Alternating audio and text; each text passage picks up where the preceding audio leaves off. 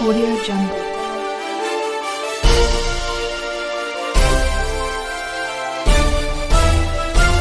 Audio Jungle. Uttar Pradesh Congress committee के प्रदेश अध्यक्ष के आह्वान पर उत्तर प्रदेश के समस्त जिलों में आज कांग्रेस पार्टी का विरोध प्रदर्शन जारी रहा। विरोध प्रदर्शन की मुख्य वजह पूर्व केंद्रीय मंत्री प्रदीप जैन आदित्य के ऊपर लिखे गए मुकदमे के विरोध में था। पिछले दिनों कांग्रेस पार्टी के नेता और पूर्व केंद्रीय मंत्री प्रदीप जैन आदित्य किसानों की आवाज़ उठाने के लिए झांसी कलेक्ट्रेट पहुंचे थे, जिसके बाद जिलाधिकारी को एक ज्ञापन भी दिया गया था। उसके बाद इन सभी लोगों के ऊपर, जिसमें पूर्व केंद्रीय मंत्री और 50 से अधिक किसानों के ऊपर मुकदमा लिखा गया था, जिसके विरोध में उत्तर प्रदेश के सभी ज़िला मुख्यालयों पर आज विरोध प्रदर्शन किया गया। इसी क्रम में झांसी में भी ये विरोध प्रदर्शन हुआ। झांसी के समस्त कांग्रेसी नेता आज इस विरोध प्रदर्शन में शामिल हुए। बड़ी ही तादाद में कांग्रेस पार्टी ने आज यहाँ विरोध प्रदर्शन किया और पूर्व केंद्रीय मंत्री प्रदीप जैन आदित्य पर लिखे गए और किसानों के ऊपर लिखे गए मुकदमे को वापस लेने की मांग की गई।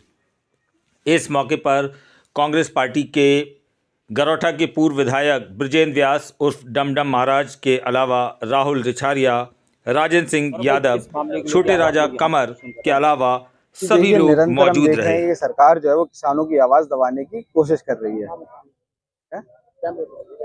और इसी देखिए संज्ञान क्या है, छोटा सा मैं आपको बताता हूँ। झांसी जिले में और पूरे बुंदेलखंड में किसान जो है अभी मूंगफली की फसल है। किसान मूंगफली की फसल लेके मंडियों में पहुंचा।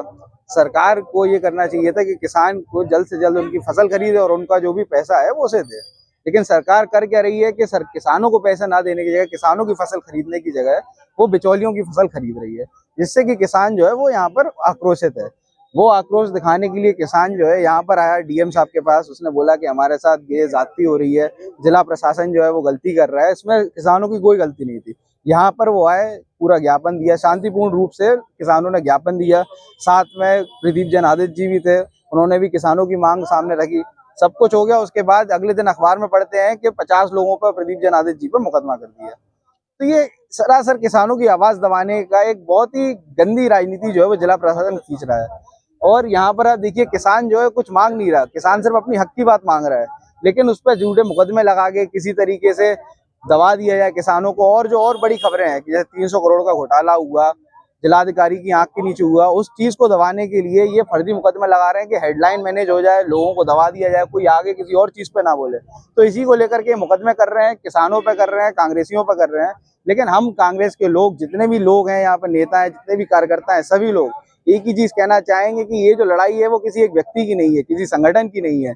ये जो लड़ाई है तमाम किसानों की। और कांग्रेस पार्टी का एक एक व्यक्ति किसानों के लिए अंतिम दम तक यहाँ पे खड़ा रहेगा। भले ही वो मुकदमे लगाए, हम लोगों को फांसी चढ़ाए, गोली मारते, कुछ भी करें, लेकिन जो किसानों का हक है हम उसको दिला कर रहेंगे। सीताराम जी, एक तरफ भाजपा सरकार जो है वो इस बात के दावे करती है कि वो किसान हितैषी है और दूसरी तरफ किसानों के ऊपर मुकदमे लगाए जाते हैं। किस नजरिए से देखते हैं? देखो पत्रकार महोदय, आप प्रत्यक्ष देख रहे हैं कचहरी पे कौन किसकी लड़ाई लड़ रहा है, कौन किसके हित में खड़ा है, कौन किसकी मदद कर रहा है। एक बार बताओ, किसानों को अपनी मूंगफली का पूरा मूल मंडी में मिलता तो क्या हमें यहाँ मेहनत परिश्रम ये करने पड़ता क्या किसानों को? जब किसानों को उस तरीके से मूल नहीं मिला, उनकी अपनी मेहनत का रेट नहीं मिला, और किसान जब दुखी हुए और उनने सारे बीजेपी के लोगों के पास गए, चर्चा करी, उनने, किसान ने खुद बोला, लेकिन बोले भाई साहब हमें मिले ही नहीं। 15-15, 10-10 दिन से वो भोजला मंडी में लेटे। बोले भाई साहब आगे चल के अगले माह के महीने हमें पिटियों की शादी करना है, भाई साहब हमें मूल नहीं मिल रहा है उस चीज के लिए। तो जब ये चर्चा आई, वो किसान यहाँ पे भी आए, लेकिन नहीं सुनी गई। जब मंत्री जी को पता चला, प्रदीप जैन जी को, तो वो उसने किसानों के लिए, हित के लिए, किसानों के अधिकार के लिए, किसानों की भावना के लिए जो उनने एक डीएम साहब को ज्ञापन दिया, तो वो किसानों के हक के लिए दिया है। किसानों हक के लिए कोई बोले तो उसके लिए क्या मुकदमा लिखेंगे क्या? आप एक बार बताओ, जे सामने यहाँ कलेक्टर में 100, 500, 200 किसान आए, वो अपने अधिकारी के लिए आए, उनका अधिकारी की सुनो ना। यहाँ किस लिए बैठे हैं? सरकार किस लिए पैसे दे रही है?